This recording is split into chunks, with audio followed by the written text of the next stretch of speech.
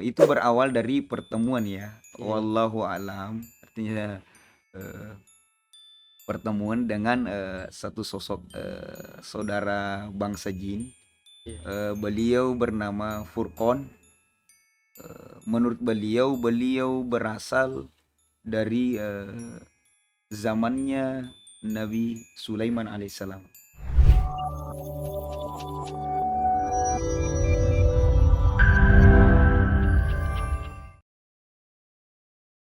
Jadi begini Ustaz, selama sini Ustaz mendalami praktisi yang seperti ini, biasanya ketika Ustaz eh, menemukan pasien atau dari pengalaman-pengalaman dari hal-hal seperti ini, penyakit-penyakit apa atau gangguan-gangguan seperti apa yang biasa sering Ustaz dapatkan. Kemudian setelah melakukan hal seperti demikian, apa yang biasa Ustaz rasakan? Apakah ada efek atau Baik. dari diri pribadi atau keluarga lah? Mungkin Ustaz bisa jelaskan. Eee, Sebenarnya kalau anunya macam-macam ya, Iya, pokoknya, eee, ada yang terkait, asmara, iya, ada yang terkait, suami istri, iya, ada juga yang, sama-sama istilahnya mungkin sama-sama, punya usaha, iya, saling mematikan usaha, ya banyak sejenisnya.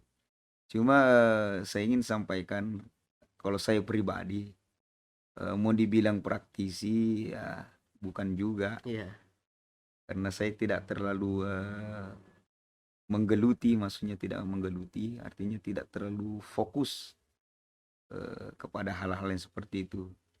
Eee, saya ingin sedikit cerita, artinya saya ceritakan ini karena awalnya saya juga tidak senang dengan yang beginian. iya, iya, Artinya saya tidak senang, maksudnya tidak senang, saya percaya tapi tidak begitu percaya dan tidak begitu peduli dengan, hal-hal yang berkaitan dengan, mistik atau gaib. iya, Cuma, pengalaman saya karena mungkin ini tarikan,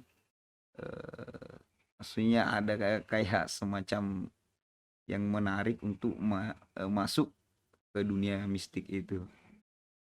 Itu berawal dari pertemuan ya, iya, wallahu alam, artinya, eee, pertemuan dengan, satu sosok, saudara bangsa jin, iya, beliau bernama Furqon. Menurut beliau, beliau berasal dari, zamannya Nabi Sulaiman alaihissalam, kalau penuturan dari beliau. Itulah yang pertama kali mengajak saya untuk masuk di dunia, jin atau dunia mistik, iya, dunia iya, gaib. Karena dia sampaikan, saya juga enggak tahu kenapa langsung dia sampaikan bahwa ada 2 cara untuk melawan bangsa saya. iya, iya, Jadi saya kaget sekaligus enggak terlalu, percaya iya, juga. Ya dia dia sampaikan ada 2 cara untuk melawan bangsa saya. Yang pertama itu adalah dengan cara, kalau kau punya khadam jin, artinya, eee, sahibul gaibmu atau teman jinmu itu, kau lawankan dengan, jin yang, ingin kau lawan. iya, Cuma resikonya katanya kalau jinmu lemah, teman jinmu lemah, atau teman jinmu sendiri dan yang kau lawan banyak itu akan berefek negatif kepada dirimu. iya, Jadi itu yang disampaikan. Jadi berisiko katanya kalau pakai khadam, iya, iya, iya, menurut beliau. Kemudian yang kedua, cara untuk melawan bangsa jin zalim, menurut beliau adalah tidak ada yang, paling dahsyat dengan melalui Al-Qur'anul Karim. Jadi dia sempat sebut beberapa ayat, pada saat itu kan saya tidak terlalu, hafal tak? hafal Iya, ataupun tidak terlalu tertarik dengan hal itu, tapi dia sebut seperti ayat-ayat, qala Musa, iya, iya, ayat-ayat sihir, eee, yang paling saya ingat itu ayat yang dia sampaikan itu yang wa qul ja'al haq wa zakal batinal batila kana zahuqa. iya, Dan itu sudah diperlihatkan, energinya, dibaca diulang-ulang, ada semacam serangan-serangan kayak pisau terbang menghampiri itu berbalik ke yang asalnya. Itu salah satu pengalaman. Jadi itu yang disampaikan.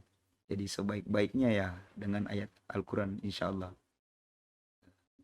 Cuma kalau pemahaman saya memang ya memang ada kekuatan di Al-Quran, tapi itu istilahnya harus kita betul-betul takzim.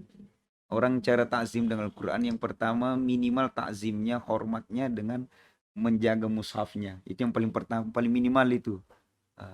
Takzim yang kedua ya dibaca. Karena ada juga yang simpan saja. Iya, iya. Enggak apa-apa yang disimpan.